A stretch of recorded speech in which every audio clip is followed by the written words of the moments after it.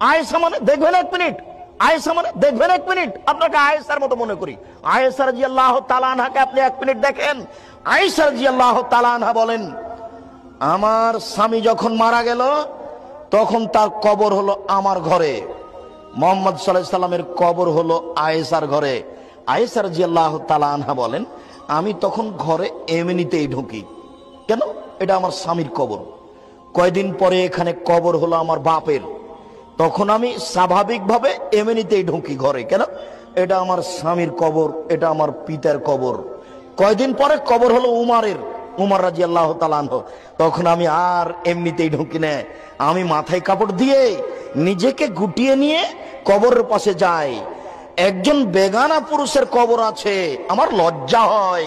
এখানে একজন বেগানা পুরুষের কবর আছে, আমার লজ্জা হয়। আয়েশা কবরকে লজ্জা করেন, তাই তিনি মাথায় কাপড় দিয়ে যান। আর আপনি একজন মাস্টার ডিগ্রি পাস মহিলা এখন বসে আছেন মাথায় কাপড় না দিয়ে, আপনাকে বলবো না মানে? আপনি বলেন কি? আপনি তো বেহায়া, আপনার কোনো লজ্জা নেই।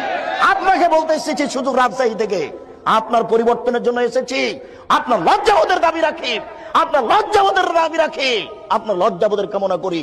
আপনার পরিবর্তনের জন্য এসেছি, আপনাকে বলবো না মানে? আপনি বলেন কি?